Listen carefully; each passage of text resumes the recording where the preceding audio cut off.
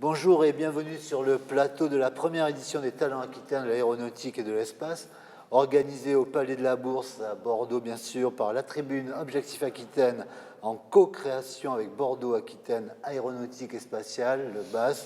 Nous recevons Pierre Goguet, qui est le président de la Chambre de commerce et d'industrie de Bordeaux. Que pèse la Chambre de commerce et d'industrie actuellement, sachant que d'ici 2017, elle sera complètement départementalisée avec la reprise de Libourne? Actuellement, c'est quoi son poids, à peu près un effectif, budget? Alors bon, déjà, elle représente plus de 55 000 ressortissants. Ça, c'est les entreprises qui font la Chambre, c'est avant tout leur maison.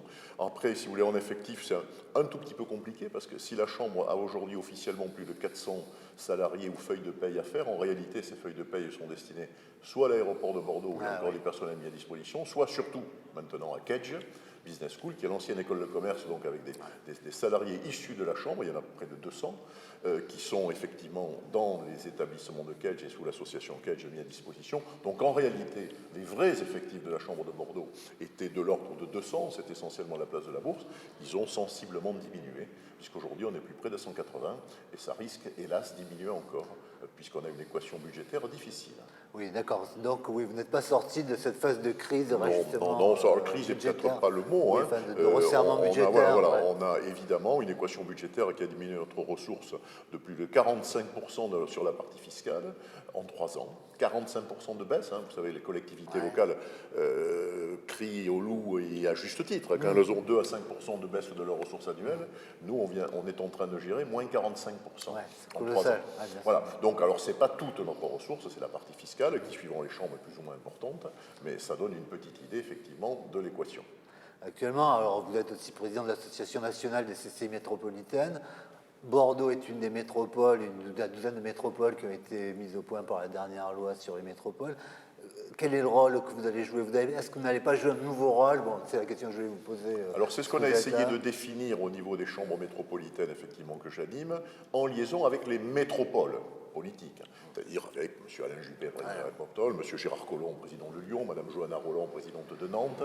On a essayé, effectivement, on a signé un pacte métropolitain chambre-métropole au mois de juin dernier, considérant qu'effectivement l'équation budgétaire est un souci pour tout le monde et que dorénavant les métropoles politiques, appelons-les comme ça, utiliseraient avant tout les moyens mis à disposition par les chambres métropolitaines compte tenu dans leur expertise métier, donc développement économique, évidemment ceci méritant d'être contractualisé, puisqu'évidemment il est important dans ces cas-là que les métropoles suivent la bonne réalisation des actions confiées. Mais on est dans ce type d'idée, tout ceci en cohérence avec les schémas régionaux.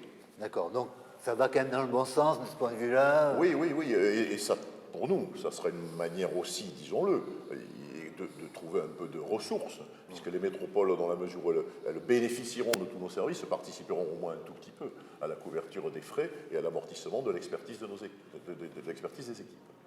Le secteur aéronautique, spatial et défense pèse lourd en Gironde, donc il pèse lourd pour la Chambre de commerce.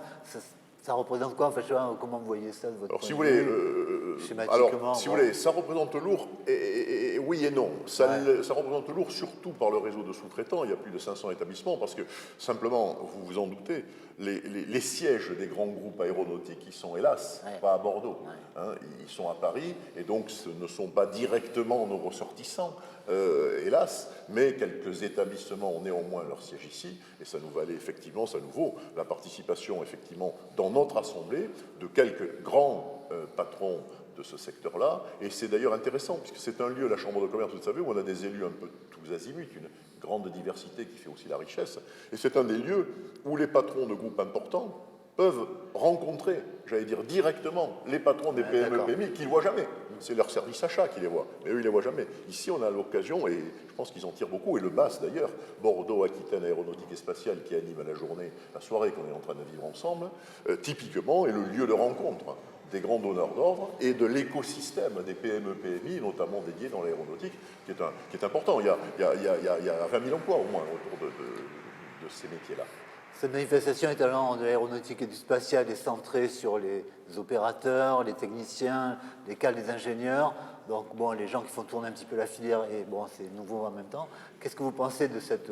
Est-ce que cette focale, pour vous, était un peu nécessaire ou pas? Oui, moi je pense, si vous voulez, qu'au-delà comment dirais-je, des grandes enseignes et des grandes marques et des produits que l'on voit, tout ceci est évidemment, comment dirais-je, le résultat d'un capital expérience et de savoir-faire qu'il faut mettre en avant. Je veux dire que, quelque part, même dans les grands groupes, on a intérêt à saluer l'esprit compagnonnage qu'il peut y avoir. Là, même si c'est avec un écran, du numérique, etc., et c'est de plus en plus comme ça, quelque part, il y a le savoir-faire de l'humain, de l'homme qui sait faire ça. Vous savez que ce sont d'ailleurs des métiers vers lesquels nos jeunes devraient aller. C'est des secteurs qui sont en pénurie de main-d'œuvre, qui recherchent des emplois et qui ne les trouvent pas toujours. Donc, allons vers les formations scientifiques, notamment vers l'aéronautique, le spatial, qui peuvent nous conduire à des emplois ici ou à travers le monde. Et sachez, ça a été dit tout à l'heure, qu'un avion vendu, c'est l'équivalent d'au moins 2 fois sa valeur en maintenance dans la vie qu'il va avoir après. Exact. Donc il y a vraiment quelque chose dans le temps qui est assuré avec lui. Voilà. Donc je pense qu'effectivement, et c'est ce qu'on essaie de saluer dans les différents talents qui sont en train d'être récompensés, c'est effectivement le savoir-faire de chacun.